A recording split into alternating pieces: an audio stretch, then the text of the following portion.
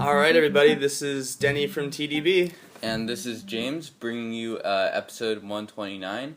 So as you can see, we're doing something very different this time. You can see that Denny is breaking up a tool right now. And so this is a Pu'erh Basics episode on compression. Right, and so the goal of this is to educate and hopefully show some of you folks out there who are maybe like me, just getting into raw Pu'erh, how different the compression, how much compression has an impact on the volume of tea, what the dry leaf looks like, how it brews out. And so what we're doing first here is just showing you folks how hard it is potentially to even pick apart a really, really compressed cake, or in this case, Tuo. Yep. And so that tea in the first part was the Dali Tuo. And so here, what's this tea? This is the loosely compressed tea. This is the White 2T 2015 Poundcake. And you can see I just one pick in there and I can get my finger in there. And even when you're pulling apart the tea from the cake, individual leaves, because it's so lightly compressed, are already coming apart. So I'm just kind of very softly jostling the tea, and it's already just becoming individual leaves really quickly. Yeah, and Western vendors tend to compress their teas very lightly, sort of like this pound cake. And so you're able to, and I would definitely recommend looking at this and doing your tea in a similar manner, because if you don't break up the leaves, you're going to get just like less bitterness overall. Mm-hmm. And so now I think you're weighing out tea. I think you're trying to get 5 grams for each of them. That's right. And so you'll be able to see, and I think this is one of the biggest mistakes that I've made, is characterizing or whatever the amount of tea to use based on the volume. So you can see here with a really lightly compressed tea, the actual volume of tea that we're using is significantly larger, just in terms of what the amount that it sort of fills the cup up. And now you'll notice that with this highly compressed Tuo, it is deceptive how much tea is in these little small volumes. It's really, really surprising. Yep. So he's trying to get 5 grams right here, and that's it, right? That's it, yeah. And I mean, I make this mistake constantly. Look at that.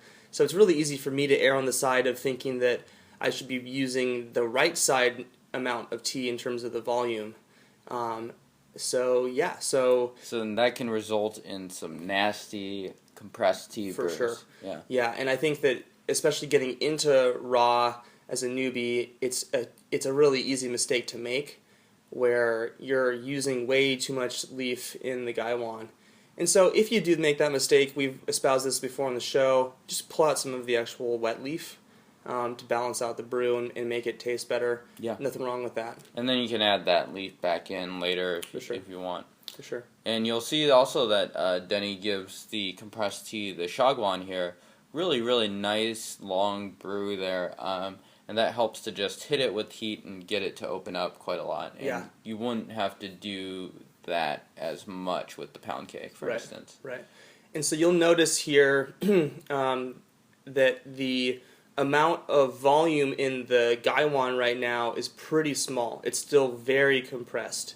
But eventually you'll notice, and I hope you folks pay attention to how much the volume of tea changes in the cup. Mm-hmm. Because that's really what's going to be the final determining factor for the strength of the brew. It's not the compression initially, but the how much the tea fills up the cup eventually. Yep. But that being said, James, in your experience, how does compression change the brewing style? Let's say with a tea where you have 3 really tightly compressed chunks versus a tea like the pound cake where it's really individual leaves and really loose leaf. Or in the most extreme, something like the Planet Jingmai that Crimson Lotus had, which was literally 1 tea ball. Right. Yeah, so you could do a couple ways. You could break it up even more, and of course you're going to get some broken leaf that way. It's kind of inevitable to get that for something like the shagwan tool. Or you could just give it a rinse and let it soak for a while, or just let it sit, and that will just help to loosen it up. It's never going to be exactly the same as a loosely compressed tea in how it brews out. So in terms of the potency or the strength of the tea over time, you'll notice here that even when I'm shaking the cup around, you'll still be able to actually identify those three big chunks. Maybe some leaves will be coming off of it, but they'll still be even hard and almost dry in the center of those three big chunks. So for the consistency of the brews, do you change any parameters? Do you change heat? Do you change the time that you brew the tea for based on if it's really tightly compressed or not? I'll try to mainly alter it in the beginning. If you do have those compressed chunks when you're actually brewing, then the flavor is going to be kind of like, it's sort of like if you think about a rolled oolong, how the flavor, the first steep can often be a little bit weaker than the second or third. With Pu'erh, it could be even more extreme if you're talking about compression. It just could be, you could be releasing flavor over more steeps, for instance, in like a slower manner in the case of these teas. Yeah. And so you may also ask the question, inevitably, of like, why compressed teas? And so that's also an interesting topic on its own. Yeah. Yeah. Which frankly, I mean, I have very little, I don't know much about the history of compression styles, but I mean, the original reason to do it was just to be able to transport the Pu'erh, or the tea rather, farther across the country. And so by compressing it really tightly, you can have much more grams of tea per unit of volume. Yeah, you can literally put the tea on the horse's back or whatever, right, and exactly. carry it around.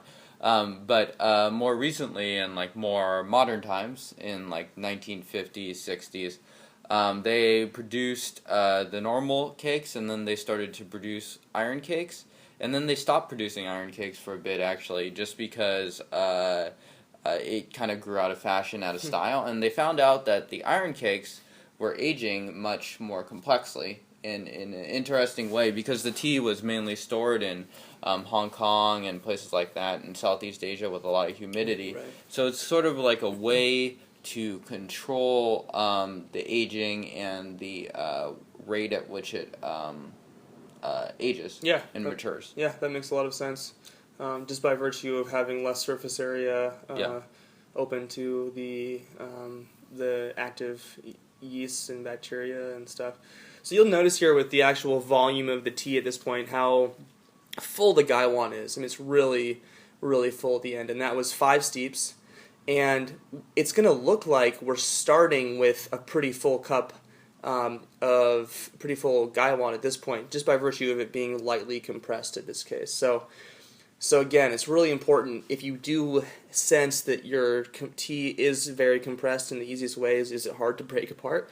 If it's hard to break apart, if it's hard to get a tea pick in there, then odds are you're going to want to if you're guesstimating and you don't have a scale at home and you're just getting into raw Pu'erh, you might want to underestimate how much tea leaf to use for those highly compressed cakes.